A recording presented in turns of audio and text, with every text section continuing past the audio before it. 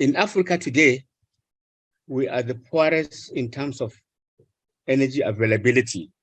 And therefore, this energy transition that everybody is talking about is an opportunity for Africa to move ahead. I want to emphasize one point. The energy transition is not coming all of a sudden. It's going to take decades. So those who are particularly used to transacting in particular way don't have to worry. And then the issue of oil is so strategic. There are numerous other applications apart from electricity generation and for transport. So we should have an open mind and move. I'm saying this because once a body like the United Nations has done its studies and recommended to member states, I don't think it is good for us to say, no, we're not joining, we're not joining, we're not joining. The train will go and leave us. After 20 years, nobody apart from us will buy our oil. So that will be silly. Now, in that regard, I've just modified a presentation I presented yesterday at the Forum of Nigerian Academy of Science. I modified to make it more of an African activity at last night, over the night. And in this regard, I will give a general brief on the global trends of energy transition, the move to the Nigerian situation, which I will modify to say it should be the one to be applied for Africa. Then in the fourth section, that is the way forward, I will point out major areas of emphasis, and as usual, I will round up under the conclusion section. But to begin with, just for the benefit of a few, I know majority of us understand the meaning of climate change, but for the few that are just joining, to make it complete, I have put a condensed definition to say that global temperature rise arising essentially from combustion of fossil fuels is the principal cause of global warming, which, if not controlled, it will lead to climate change in general. And the climate change has several aspects. The first one is that the ice in the north and south poles will melt, and this will lead to massive uncontrolled floods all over, much more than what we are seeing now. And then it will lead to droughts, increased fire threats, and even weed and pest invasions with associated food security shortages, food security problems. Now, before we move on, I want to remind us, Dr. Emelu, you have made a good introduction, and Felix has also added, so it has made my tasks earlier. But just to jump, I'm not going back to the years 1990s. I'm just speaking from 2015, and that is when it was noted by the United Nations General Assembly that the issue is really getting out of hand, and it was agreed that the Sustainable Development Goals, as approved in September 2015, and then at the Paris climate change talks of December of the same year, that the whole nation should move and adopt the goals in order to have a better world. Then the IAEA, about 4 or 5 years ago, noted the detailed study, and they noted that the world is not going to limit temperature rise to 1.5 by year 2015, and therefore recommended again to the United Nations that the roadmap they produced should be adopted, and it was actually accepted by majority of countries. Of course, there are adjustments, as you hear later. In our case here in Nigeria, we pledged 2060, and there are even countries that pledged 2070, and there are countries right now they've even met the net zero. Very few countries.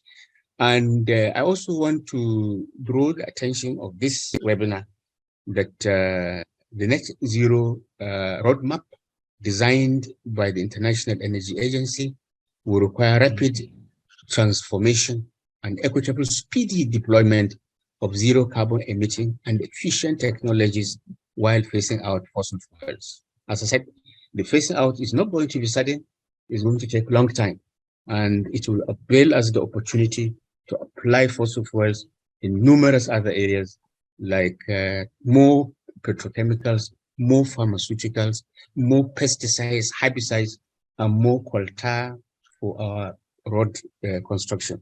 I think it is good also at this stage for me to define the energy transition as given by International Energy Agency, and I've already mentioned it indirectly, but formally, it is the global energy sector shift from fossil-based systems of energy production and consumption, including oil, natural gas, and coal, to renewable energy sources like solar, wind, as well as associated major components of rechargeable deep cycle batteries.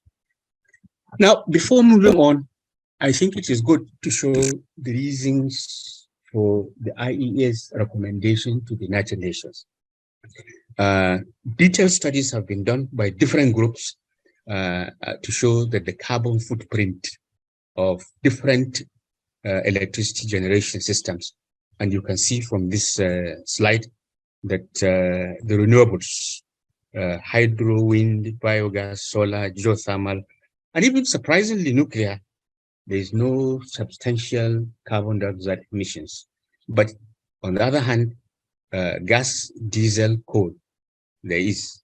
And if you look at these three fossil fuels, gas is the one that is much less damaging, and it is logical for many countries to adopt gas as a transition fuel. Luckily for African countries, even the European Union has agreed that gas is a transition fuel, and this means the investors from the European Union will come to our aid to build more gas utilization, as I will talk shortly. Now, the other side of the coin is the issue of cost. 15, 20 years ago, whenever you talk of alternative power systems, of especially renewable, they were very expensive. But as countries have determined they are going renewable, intensive research development activities were done and the cost have gone down. This diagram you see is one that has been produced from different groups. Those under the legend, you can see 5 organizations.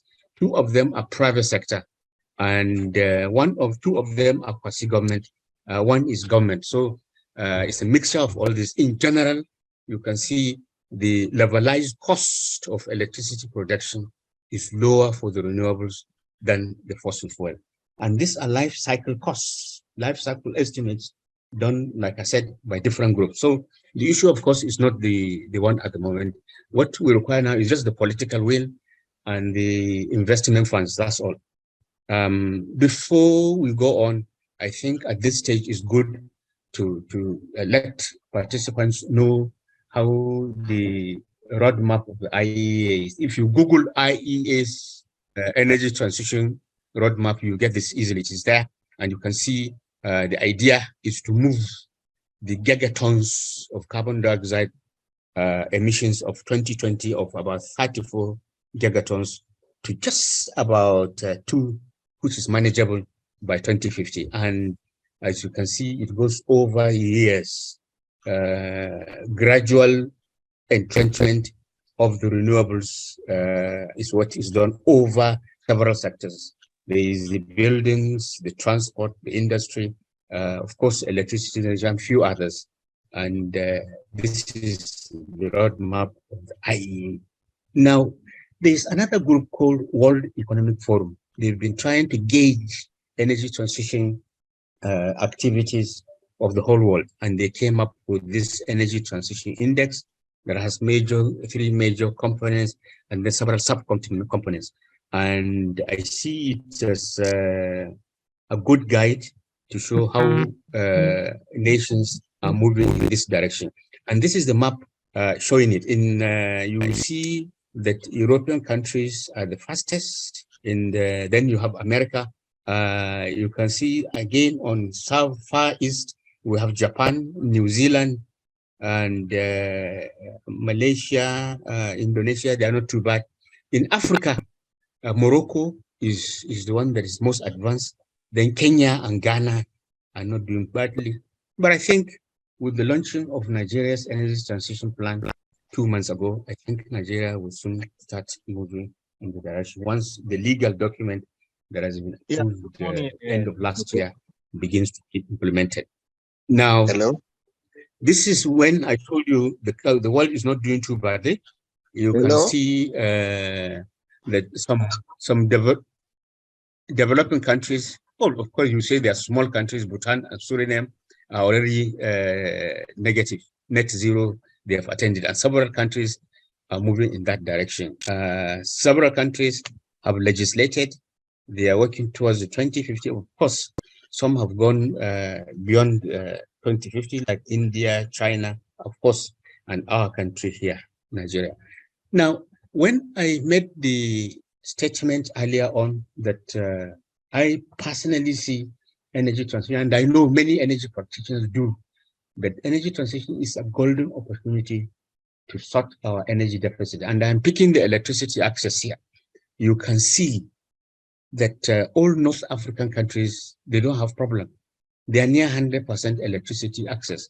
And if you look at this Africa very well, although South Africa have been having problems of load shedding of recent, but their access rate is very high, 94%. Then you have Angola, you have Ghana, you have Kenya. Here in Nigeria, our own is 62%. Even Cameroon, Senegal, Cote d'Ivoire, they are all ahead of us. Of course, when you say access, we need to take the other side, availability. Now, even this 62% access of Nigeria, the availability is poor. And that is when I usually look at average electricity consumption per capita. Average electricity consumption per capita of Nigeria today is less than 200 kilowatt hour for each Nigerian, while the world average, as you can see on this slide, is 2,600. That's about 3 years ago. And the sub-Saharan African average is 500. So Nigeria is far behind. We need now to take this energy transition to move the situation significantly forward. And I will come back to this same point. But for Africa as a whole, you will see that in terms of solar energy availability, there's no continent of the world that is as blessed as Africa. This information is picked from International Solar Alliance reports. International Solar Alliance is headquartered in India. And then on the right-hand side, we have biomass, significant biomass, and organizations or countries that are organized, their biomass keeps growing, not that it dies. Of course, we have oil and gas, significant oil and gas. This diagram shows oil and gas, shows geothermal, and then the gas production is also indicated. I should say, at the moment, there are 18 countries of Africa out of the 55 that are registered members of African Petroleum Producers Organization. And Nigerian is the Secretary General of that organization. I chatted with him last week. He is the new chairman, vice chairman for Africa Zone of the World Energy Council. And he's very eager to guide African countries to ramp up their use of gas as a transition fuel. And I will mention this a little later. Now, on the whole, I think we need also to show the planned indication of LNG, because in the case of Nigeria, I'm sure many of us are aware that while the proven gas reserves is about 217 trillion standard cubic feet, the unproven is about 3 times that.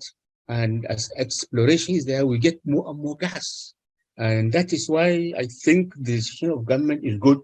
Nigerian government led the African countries that are oil producers to get the gas to be accepted as a transition fuel. I think that's a good move by Nigeria. Now, I want to say, coming to Nigeria Energy Transition Plan, it has decided government it will use fossil fuels maximally to strengthen the Nigerian economy, which is good. because the deadline or the date for attaining net zero is not now, is 38 years to come. So there's scope for a lot of utilization of our oil and gas endowments to develop our economy. And government is taking proactive carbon reduction positions, promoting massive renewable energy. I'm sure you are aware, I will show some of the figures. And then gas flaring, things that it will be eliminated. And then there will be significant use of gas for electricity generation, more gas power plants, and then gas for transport, gas for industry and chemicals. And in December last year at the Glasgow Climate Change, President Buhari pledged that Nigeria will meet zero emissions by 2060, which was what I will discuss next. And the energy transition plan of Nigeria, like I've already stated, is going to be essentially driven by significant gas utilization. It is going to be based also on use of much more solar energy and other renewables, along with electric vehicles. And in that guise, Nigeria is trying to lead Africa in terms of the planning horizon. And Nigeria hopes to get private sector to participate significantly in this energy transition. I'm sure those who are following the matter would have realized that end of last year, the National Assembly passed the Energy Transition Plan into law. And then an Energy Transition Council has been set up with Vice President as chairman and several ministers and other officials and practitioners as members. There's an Energy Transition Office in Abuja, and I should also mention there's the sister organization, the Climate Change Council, which was inaugurated earlier this year, is going to work hand in glove with the Energy Transition Council to move significantly these decisions. I am saying this because at the webinar of yesterday, some of the participants were worried that there is no governance structure to ensure the implementation. So the answer I gave towards the end was that yes, there is some governance structure. And I think this time around, I want to trust that the government will move towards achieving the aim. The Energy Transition Plan of Nigeria wants to reduce emissions estimated at 2020 level of about 175 million tons of carbon dioxide down to about zero by 2050. This was designed, but when details were worked out, it was adjusted to 2060. And the 2061 is to allow build out of 5,000 megawatts per annum of solar capacity, with the costing as indicated on this slide. And there will be 42,000 megawatts of grid electricity. And the remaining details are given here over the buildings and transport sector. Now, I want to say also oil and gas, there are a lot of, like I mentioned at the very beginning, is going to be boosted up so that we get Nigeria more developed long before the date for meeting net zero. Industry is going to be involved. And of course, the financing could be a problem. It is a problem, but I understand government is doing all kinds of things to get reasonable funding from the investors, especially European investors, because of the fact that the European Union has agreed that gas is a transition fuel. And of course, you know, many European countries are pushing Nigeria to take our gas. On the one side, the North African gas pipeline. On the other side, the West African one that will go along the sea up to Morocco, up to Spain. So European countries are very much interested, especially in the because of the Russia-Ukraine issue, that they are not getting gas. They want this gas to be developed. Unfortunately, such things cannot be done overnight. It will take time, but I think it's a good idea. We seize opportunity to also develop our country. Now, three major implications of Nigeria's energy transition plan is first is the issue of funding that there's the need of about 410 billion US dollars in incremental funding from 2021 to 2060, roughly about $10 billion per annum. And then there's the public sector funding estimated to be about $5 to $6 billion per annum. Gas utilization, as shown there, is to expand by 30%. And then by 2060, gas commercialization will fall by 50%. I should say, don't worry, gas could be used even much beyond 2060. You know, the whole thing we're talking about is net zero, not absolute zero. So if we find confirmed the gas that I mentioned, unconfirmed is about 3 times the confirmed level because of exploration activities in the inland basins around Niger Delta, around Enugu Basin, Edo Basin, Upper Benue Trough, Bauchi Gombe, Lake Chad Basin, Borno, Yobe. And even there's the Niger Bida Basin in Niger State and the Sokoto Basin, touching on a basin between Nigeria and Niger Republic. So there's gas, so we can use gas. And when you have gas to be used beyond 2060, then the issue of net zero will require carbon capture and sequestration techniques, capture the carbon, use part of it in chemical industry. Those that can't use it, bury it. On the other hand, trees, plantations, forests are beautiful absorbers of carbon dioxide emissions. Some countries have done it, and we can also do it. Then the job potential is there. It is estimated by 2030, the energy transition plan will lead to about 340,000 jobs. And by the net zero date of 2060, it will be about 840,000. Of course, this is coming from the sectors, renewable gas and electric vehicles. I want to say that for Nigeria, to be honest with you, the energy transition plan is not the best. But to me, a policy that is significantly changing the development space is better than no policy at all. But then we, all of us, this African leadership and so many other groups, government, will partner together to get the government to agree to review that document every 5 years. Some of my colleagues say it should be every 3 years. Well, I leave it, it's open. Whichever we adopt, that will be okay. And then the review will now bring all relevant Nigerians, and for other African countries, also their relevant professionals, to come and review the energy transition plan, and it should involve private sector and NGOs as well. Then the reviews will provide the opportunity for perfecting the plans and getting it mainstreamed into our national development plans. Now, despite the beautiful councils that I mentioned, I did not see National Planning Commission as involved in producing the document. And when I asked also, other agencies planning for the sector like Energy Commission were not involved. So I think we should all get everybody to be involved. Then the passage into law, as has been done in our case, but other African countries should also do same.